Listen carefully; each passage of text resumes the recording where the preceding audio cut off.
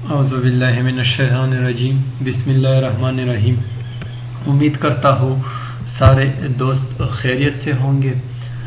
आज हम anaemia disease के बारे में पढ़ने जा रहे हैं कि एनीमिया है क्या चीज़, कौन से टाइप है, कौन कौन से हमारे पास इसमें जो पैरामीटर मौजूद होते हैं, कौन से ऑर्गन हमारे पास बॉडी में इन्फेक्ट हो सकते हैं। ये सारा कुछ इंशाल्लाह हम इस टॉपिक के अंदर डिस्कस करेंगे। सबसे पहले हम डिस्कस करते हैं कि एनीमिया है कि ये चीज़।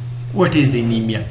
Anaemia affects both adult and children. इस जहन में आपको बिठाना होगा कि दोनों चिल्ड्रन, एडल्ट और चिल्ड्रन दोनों को वो इन्फेक्ट कर सकता है।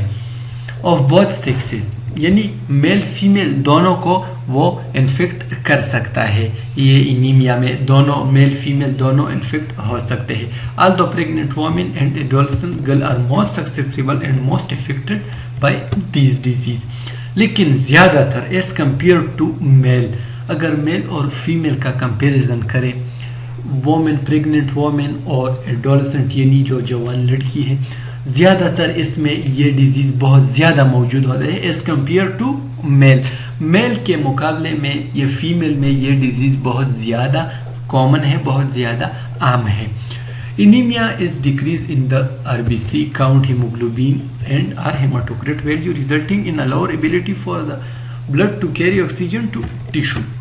इस पैराग्राफ का क्या मतलब है कि एनीमिया में हमारे पास जो आरबीसी है, ये रेड ब्लड सेल का काउंट वो कम हो जाता है। आरबीसी में क्या होता है, हीमोग्लोबिन। जब आपके साथ आरबीसी कम होता है तो मोस्टली जाहिर सी बात है कि आपका जो हीमोग्लोबिन है वो भी कंप्लीटली आपके साथ डिक्रीज आना शुरू हो जाता है, क्योंकि हीमोग्लोबिन हमारे पास आरबीसी में मौजूद है। और हेमाटोक्रेट, जो हेमाटोक्रेट है, ये जितने भी वीडियो जिस तरह एमसीवी है, एमसीएच है, एमसीएचसी हो गया, ये सारे जो पैरामीटर है इसमें इन्फेक्ट हो सकते हैं, क्योंकि ये सारे पैरामीटर हमारे पास आरबीसी यानी रेड ब्लड सेल में मौजूद है। जब आपके साथ आरबीसी यानी रेड ब्लड सेल डिक्रीज हो जाए तो जाहिर सी बात है कि ये सारे पैरामीटर आपके साथ इन्फेक्ट हो सकते हैं। और अगर ये इन्फेक्ट हो जाए तो फिर क्या हो सकता है, blood to carry oxygen to tissue. Tissue के लिए आपके बॉडी में जो टिश्यू है, सेल है, उसके लिए ऑक्सीजन की ज़रूरत है, एनर्जी की ज़रूरत है। तो कौन अपने साथ लेके जाता है, वो काम है आरबीसी। आरबीसी में किस चीज़ ये काम, जो रोल कौन अदा करता है, हीमोग्लोबिन। ये काम किसका है, आरबीसी। आरबीसी में हीमोग्लोबिन इसको ऑक्सीजन को पिक करके वो टिश्यू की तरफ अपने साथ लेके जा सकता है। जब आपके साथ आरबीसी कम है, हीमोग्लोबिन नहीं है, तो टिश्यू के लिए जो ऑक्सीजन है वो बहुत ज़्यादा कम, आपको उस टिश्यू को बहुत ज़्यादा ऑक्सीजन डिक्रीज कम मिलेगी। तो इसी वजह से जो ऑक्सीजन है, जो टिश्यू है आपके साथ ये ख़राब हो जाएगा। तो इसी वजह से ये सारा जो स्लाइड है, इसका जो खुलासा है ये क्या है कि इसमें बहुत यानी मेल फीमेल ज़्यादा जो इन्फेक्ट हो सकता है वो कौन है, फीमेल है, एडोलसेंट गर्ल्स है, लड़की है, जवान लड़की, और साथ साथ में प्रेग्नेंट वोमेन। क्योंकि प्रेग्नेंट वोमेन पे अगर आप आ जाए तो इसमें ब्लीडिंग भी बहुत ज़्यादा जा सकती है। ड्यूरिंग ब्लीडिंग इसकी वजह से जो रेड ब्लड सेल है वो कम आना शुरू हो जाता है आपके बॉडी में। और दूसरी बात यह है कि जब हमारे पास आरबीसी कम हो जाए, हीमोग्लोबिन कम हो जाए, तो फिर टिश्यू को ऑक्सीजन की कमी महसूस होगी और फिर इसी वजह से ये टिश्यू खराब हो सकता है। तो यह सारा था हमारे पास एनीमिया का डिफिनीशन। फिर क्लासिफिकेशन पे आते हैं, किस तरह क्लासिफाई किया हुआ है इस एनीमिया को। On the basis of causes के बेसिस के बुनियाद पर हमारे पास जो काजेस है कि किस तरह काज हो सकता है। On the basis of morphology, morphology में इसका जो स्ट्रक्चर है इसमें किस तरह का चेंज आ सकता है। द बेसिस ऑफ काजेस, किसकी वजह से एनीमिया काज हो सकता है, अकर हो सकता है। ब्लड लॉस, जिस तरह प्रेग्नेंट वुमेन की हमने बात की, ड्यूरिंग बर्थ या आफ्टर बर्थ बहुत ज़्यादा ब्लीडिंग स्टार्ट हो जाती है, इसी वजह से भी जो ब्लड है आरबीसी वो कम शुरू हो जाता है। तो ये हमारे पास था on the basis of causes. अब आते हैं हम on the basis of morphology. Normocytic, जो शेप होता है सेल का वो नॉर्मोसिटिक होगा, यानी नॉर्मल होगा, लेकिन बहुत ज़्यादा ब्लड लॉस की वजह से आरबीसी का जो हमारे पास नॉर्मल रेंज है वो कम शुरू हो जाता है। दूसरी बात हमारे पास on the basis of causes है inadequate production of normal blood cell, या ये वजह भी हो सकता है एनीमिया में कि जो रेड ब्लड सेल है उसकी प्रोडक्शन बहुत ज़्यादा कम हो जाती है, यानी प्रोड्यूस नहीं होते, बहुत कम, जितना चाहिए वो उतना नहीं पैदा होते। तो इसी वजह से जो काजेज है एनीमिया का वो बढ़ता जा रहा है। तो ये हमारे पास था on the basis of causes. अब हम आते हैं बेसिस ऑफ मॉर्फोलॉजी, माइक्रोसिटिक यानी इसका जो आरबीसी का जो नॉर्मल शेप है वो थोड़ा छोटा हो सकता है। माइक्रो मीन छोटा, सिटिक मीन सेल, जो सेल है आरबीसी का उसका जो शेप है बहुत ज्यादा कम हो जाता है, छोटा हो जाता है। और फिर हम आते हैं लास्ट नंबर पर, जो थर्ड नंबर पर है on the basis of causes, वो है excessive destruction of blood cell. या ये भी हो सकता है, हमने ये तो पढ़ लिया कि प्रोडक्शन कम हो जाती है, प्रोडक्शन की वजह से भी एनीमिया काज हो सकता है। तीसरी नंबर पर जो है वो है excessive destruction of blood cell, यानी जो रेड ब्लड सेल है इसमें बहुत ज्यादा डिस्ट्रक्शन यानी बहुत ज्यादा तोड़ फोड़ आ जाती है। तो इसी वजह से जो आरबीसी है, जो रेड ब्लड सेल है वो कम हो जाते हैं। तो इसी वजह से हमारा जो बॉडी है इसमें आरबीसी का जो नॉर्मल रेंज है वो बहुत ज्यादा कम आ जाता है। और लास्ट नंबर पे on the basis of morphology जो है वो है मैक्रोसिटिक। कुछ कंडीशन की वजह से ये जो सेल है नॉर्मल जो रेंज है इससे बहुत ज्यादा बढ़ जाता है। तो इसी वजह से भी ये हमारे पास जो क्लासिफिकेशन था एनीमिया का, इसी वजह से हमारे पास एनीमिया काज हो सकता है। उसका जो सेल है इसमें ये चेंजेस आ सकते हैं। ये सारे चेंजेस हमने पढ़ लिए कि किस वजह से, जिस तरह डिस्ट्रक्शन ऑफ ब्लड सेल हो गया, inadequate production of normal blood cell हो गया, यानी जो ब्लड सेल है वो बहुत ज़्यादा जो नॉर्मल रेंज है उसके मुताबिक वो नहीं बन पाता। तो इसी वजह से हमारे पास मैक्रोसिटिक ये सारा कुछ अकर हो सकता है। ये हमारे पास था क्लासिफिकेशन ऑफ एनीमियाज। अब हम पढ़ते हैं टाइप्स ऑफ एनीमिया। कौन कौन से टाइप्स हैं? Iron deficiency anaemia, megaloblastic anaemia, pernicious anaemia, haemorrhagic anaemia. आगे जाके इंशाल्लाह हम एक एक को डिस्कस करेंगे। Haemolytic anaemia, sickle cell anaemia और लास्ट नंबर पर है एप्लास्टिक एनीमिया। अब हम एक एक को डिस्कस करेंगे, वही डिफिनीशन है टाइप्स के। सबसे पहले है आयरन डिफिशिएंसी एनीमिया। नाम से भी पता लग सकता है कि जब आयरन की डिफिशिएंसी आ जाए तो इसी वजह से एनीमिया काज हो सकता है। एक्सेसिव लॉस ऑफ आयरन बहुत ज्यादा लॉस हो जाए, जिस तरह हमने प्रीवियस स्लाइड में बात की कि हमारे पास ब्लीडिंग आता है प्रेग्नेंट वोमेन की स्पेशली, और इसी वजह से अगर आयरन बहुत ज्यादा लॉस हो जाए तो इसी वजह से भी आयरन डिफिशिएंसी एनीमिया काज हो सकता है। Women are at risk for misventure blood and growing foetus. वही बात है प्रेग्नेंट वोमेन में ड्यूरिंग बर्थ या आफ्टर बर्थ, ये जब हमारे पास मिसवेंचर जो पीरियड है इसी वजह से भी जब ब्लड बहुत ज़्यादा लॉस हो जाए या ग्रोविंग फीटस की वजह से भी हमारे पास जो आयरन की डिफिशिएंसी वो बहुत ज़्यादा आ सकती है। तो इसी वजह से हमारे पास आयरन डिफिशिएंसी एनीमिया काज हो सकता है। ये हो गया एक टाइप्स का डिफिनीशन। दूसरी टाइप्स हमारे पास है मेगालोब्लास्टिक एनीमिया। मेगालोब्लास्टिक एनीमिया में क्या होता है? Less intake of vitamin B12 and folic acid. Vitamin B12 की कमी आ जाए, यानी कोई बंदा है हमारे पास उसमें विटामिन B12 और फॉलिक एसिड की कमी आ जाए तो इसी वजह से भी हमारे पास मेगालोब्लास्टिक जो एनीमिया है वो काज हो सकता है। और दूसरा जो रीजन है red bone marrow produces abnormal RBC, और यहाँ पे हमारे पास वो थोड़ा उल्टा है। यहाँ पे मेगालोब्लास्टिक एनीमिया में क्या हो सकता है, वो प्रीवियस स्लाइड में हमने जो डिस्कस किया कि हमारे पास जो ब्लड है वो बहुत ज़्यादा कम पैदा होते हैं, प्रोडक्शन बहुत कम होती है। लेकिन मेगालोब्लास्टिक एनीमिया में हमारे पास क्या होता है कि जो हमारा रेड बोन मैरो है, रेड बोन मैरो से जो प्रोडक्शन है यानी जो इसकी पैदावार है आरबीसी की, रेड ब्लड सेल की प्रोडक्शन है वो बहुत ज़्यादा या हाई चला जाता है या कम आ जाता है, यानी एबनॉर्मल होता है। नॉर्मल रेंज से वो बहुत ज्यादा बढ़ जाता है। तो इसी वजह से भी हमारे पास ये बंदा मेगालोब्लास्टिक एनीमिया में मुब्तला हो सकता है because of less intake of vitamin B12 और फॉलिक एसिड। तो ये हमारे पास था मेगालोब्लास्टिक एनीमिया। इसके बाद हमारे पास है पर्निशियस एनीमिया। पर्निशियस एनीमिया में क्या हो सकता है? Inability of stomach to absorb vitamin B12 in small intestine. इसमें यह हो सकता है कि जो विटामिन B12 है वो इंटेस्टाइन में हमारे पास एब्जॉर्ब नहीं होता। जब एब्जॉर्ब नहीं होता, हमने यहाँ पे मेगालोब्लास्टिक एनीमिया में पढ़ लिया कि जब विटामिन B12 की कमी आ जाए तो इसमें हमारे पास मेगालोब्लास्टिक एनीमिया काज हो सकता है। तो यहाँ पे हमारे पास पर्नीशियस एनीमिया भी काज हो सकता है अगर स्टोमिक में ये एबिलिटी ना हो कि वो स्मॉल इंटेस्टाइन में प्रॉपर तरीके से इस विटामिन B12 को एब्जॉर्ब करे। तो ये हमारे पास था पर्नीशियस एनीमिया। इसके बाद आता है हेमोरेजिक एनीमिया। हेमोरेजिक का पता भी लग सकता है नाम से कि इसमें क्या होता है, एक्सेसिव लॉस ऑफ RBC। जो आपके पास रेड ब्लड सेल है वो बहुत ज्यादा लॉस हो जाते हैं थ्रू ब्लीडिंग के थ्रू। स्टोमिक अल्सर, मिस्चुरेशन जो हमारे पास पीरियड है उसमें भी हमारे पास जो बहुत ज्यादा रेड ब्लड सेल यानी RBC है वो बहुत ज्यादा लॉस हो जाए ब्लीडिंग की वजह से, स्टोमिक अल्सर की वजह से, तो फिर हमारे पास ये बंदा हेमोरेजिक एनीमिया में मुब्तला हो सकता है। फिर इसके बाद है हेमोलिटिक एनीमिया। ये थोड़ा टच इसलिए हमने दिया कि आपका जो जहन वो थोड़ा क्लियर हो जाए कि जो टाइप से इसमें किया कमी की वजह से या इसमें कौन कौन से हमारे पास अलामत मौजूद होते हैं। अब जो इसके बाद आता है वो haemolytic anaemia, RBC plasma membrane rupture.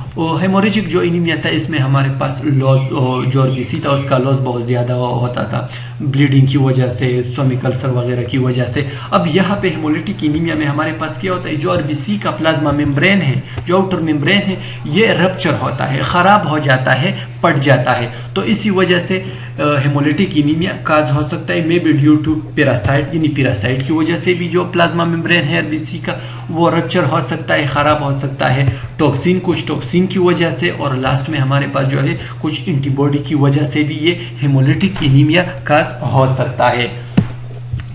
फिर इसके बाद हमारे पास आता है thalassaemia.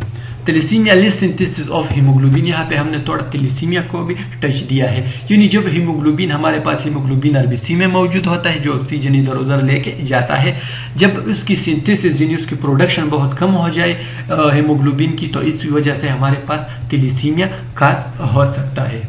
Sickle cell anaemia. Sickle cell anaemia में क्या होता है, हेरेडिटरी ब्लड डिसऑर्डर, यानी हेरेडिटरी जेनेटिकली हमारे पास जो विरासत में मिलते हैं उस ब्लड डिसऑर्डर की वजह से भी सिकल एनीमिया काज हो सकता है। Characterised by red blood cell that assume in abnormal rigid sickle shape. इसी वजह से जो सेल है नॉर्मल शेप हमारे पास बायोकनकेव है RBC का, यानी यहाँ पे हमारे पास सिकल बन जाता है। सिकल इस तरह, जिस तरह मून होता है, अगर आप यहाँ पे देख ले इस तरह हमारे पास इसका जो यहाँ पे अगर आप देख ले इस तरह सिकल सेल बन जाता है। इस तरह सिकल सेल एनीमिया में इस तरह सिकल सेल बन जाता है। इसका जो शेप हो जब वो बिगड़ जाए तो फिर इसके अंदर जो हीमोग्लोबिन वो सारा पिरामिड सारा कुछ डिस्टर्ब होके फिर इसमें हीमोग्लोबिन की सिंथेसिस वो डिस्टर्ब हो जाता है, और इसमें हमारे पास फिर ऑक्सीजन लेने की वो एबिलिटी मौजूद नहीं होती। तो इसी वजह से ये भी हमारे पास बंदा सिकल सेल एनीमिया के जो एनीमिया का एक टाइप से इसमें मुब्तला हो सकता है। फिर इसके बाद हमारे पास है एप्लास्टिक एनीमिया। इसमें क्या होता है, destruction of red bone marrow. इसमें हमारे पास जो रेड बोन मैरो है जिसमें RBC बन जाते हैं इसकी डिस्ट्रक्शन हो जाती है। इसी वजह से जो हमारे पास RBC है उसकी प्रोडक्शन पे बहुत ज्यादा असरअंदाज हो सकता है, असर कर सकता है। तो इसी वजह से फिर हमारे पास एप्लास्टिक एनीमिया में बंदा चला जा सकता है, मुब्तला हो सकता है। दूसरी बात है cause by toxin gamma radiation. ये प्लास्टिक एनीमिया आपके साथ गैमा रेडिएशन की वजह से भी लग सकता है, और कुछ ऐसे टॉक्सिन भी हो सकते हैं जिसकी वजह से जो रेड बोन मैरो है इसकी डिस्ट्रक्शन हो जाती है। इसमें जो RBC की प्रोडक्शन है वो डिस्टर्ब हो सकती है, और इसके साथ बंदा प्लास्टिक एनीमिया में चला जाता है। अब हम आते हैं सिम्टम्स पे। सारे टाइप्स हमने पढ़ लिए, वो अब हम एनीमिया के जो सिम्टम है वो पढ़ेंगे। डिजीनेस, यानी बंदा खुद को जिस तरह फील करेगा कि वो थोड़ा थकावट महसूस करेगा, और इसके साथ साथ वो खुद को अनकंफर्टेबल महसूस करेगा। और सेकंड नंबर पर है लेग क्रैम्प्स होगा, जो आपके पाँव, इसमें बंदे को थोड़ा हिचक महसूस होगा कि हमारे पाँव में कुछ, जिस तरह बंदा ऐसा महसूस करता है कि हमारे पाँव पे कोई बाइट करता है, कोई छपक जाता है। इस तरह आपके जो लेग है, जो पाँव है, आप अपने टांगों को इस तरह महसूस करेंगे। तीसरे नंबर पर सिम्टम है इंसोम्निया, जो स्लीप डिसऑर्डर है, जब बंदे को नींद नहीं आती वो ख़राब हो जाती है। ये होगा आपके साथ एनीमिया में। स्लीप डिसऑर्डर होगा, shortness of breath and headache, sir में दर्द होगा, सांस लेने में बहुत ज़्यादा दुश्वारी होगी, शॉर्टनेस होगा, एनर्जी लॉस होगा, लॉस ऑफ एनर्जी होगा, फिटीग होगा और साथ साथ में पेल स्किन होगा। फिर इसके बाद हमारे पास सिम्टम हमने पढ़ी। अब साइन पे हम आते हैं, ब्राइटल नील। अगर इस डायग्राम में आप देख ले, हमारे पास ये जो नील है, ये इस नील को आप देख ले, इस तरह नील होगा एनीमिया में। फिर सेकंड नंबर पर है कोइलुनीशिया, जो स्पून शेप नील होगा। इस डायग्राम में आप देख सकते हैं स्पून की तरह, यानी जो चम्मच है इसकी तरह आपके नील होंगे। Atrophy of the papillae of the tongue, अगर आप टोंग को देखें इस तरह आपको टोंग नजर आ जाएगा। ये हमारे पास साइन है, जो एनीमिया है इसके साइन सिम्टम में ये मौजूद है। इंगुलर स्टोमाइटस, अगर आप यहाँ पे देख ले, ये इंगुलर स्टोमाइटस है और इसके साथ साथ ब्राइटल हेयर हो गया, जो हेयर आपके इस तरह होंगे, अगर आप डायग्राम में देख ले खराब होंगे। डिस्पीजिया, डिस्पीजिया हमारे पास Plummer Vinson disorder marked by anaemia caused by iron deficiency की वजह से ये हो सकता है। And away growth of membrane the throat that makes swallowing and difficulty. इस तरह आपके जो डिस्पीजिया है, आपका जो मुंह है वो इस तरह खराब होगा, जिस तरह हमारे पास इंगुलर स्टोमाइटिस हो गया, इस तरह जो आपका मुंह है इस तरह खराब हो सकता है। तो ये हमारे पास था साइन ऑफ एनीमिया। और इसके बाद हम पढ़ने जा रहे हैं इन्वेस्टिगेशन, किस तरह हम इस एनीमिया को डायग्नोस करेंगे, इन्वेस्टिगेशन किस तरह करेंगे। The cell population is defined, यानी इसमें हम सेल देखेंगे क्योंकि इसमें हमारे पास आरबीसी जो है वो और ब्लड, सारा मामला हमारा ब्लड के साथ है, पैरामीटर के साथ है। तो इसी वजह से हम इस पैरामीटर को पढ़ेंगे, इसी वजह से हम इसको इन्वेस्टिगेट करेंगे, इसका डायग्नोस करेंगे। क्वांटिटेटिव पैरामीटर्स, क्वांटिटेटिव पैरामीटर में volume of pack cell that is the haematocrit, haematocrit हो गया। ये हम देखेंगे हीमोग्लोबिन कंसंट्रेशन, ये हीमोग्लोबिन कितना चाहिए, नॉर्मल कितना है, मेल में कितना है, फीमेल में कितना है, इसको कंपेयर करेंगे। Red cell concentration per unit volume, इसको देखेंगे। और साथ साथ में अगर आप हमने ये सारा कुछ किया, किस बेस पे पढ़ लिया, क्वांटिटेटिव। अब हम आते हैं क्वालिटेटिव पैरामीटर पे। एमसीवी यानी मेन कर्पस्कुलर वॉल्यूम, ये चेक करेंगे। नॉर्मल एबनॉर्मल को देखेंगे और सेकंड नंबर पर है मीन कर्पस्कुलर हेमोग्लोबिन को चेक करेंगे। और लास्ट नंबर पर जो हमारे पास है एमसीएचसी, जो हमारे पास है मेन कर्पस्कुलर हेमोग्लोबिन कंसंट्रेशन। अगर आप देख ले, सारा हमारे पास हीमोग्लोबिन और ब्लड है। क्यों? क्योंकि हमने प्रीवियस स्लाइड में ये पढ़ लिया कि इसमें हमारे पास आरबीसी ज्यादातर खराब हो जाते हैं। ये हमारे पास डिजीज आरबीसी का है, हीमोग्लोबिन का है, जो आरबीसी रेड ब्लड सेल है इसका है। तो इसी वजह से हम सारे जितने भी पैरामीटर्स हैं हम वो सीबीसी यानी कंप्लीट ब्लड काउंट या एफबीसी यानी फुल ब्लड काउंट में हम इसको चेक करेंगे। अब हम आते हैं प्रिवेंशन पे, किस तरह खुद को बचाएंगे इस एनीमिया से।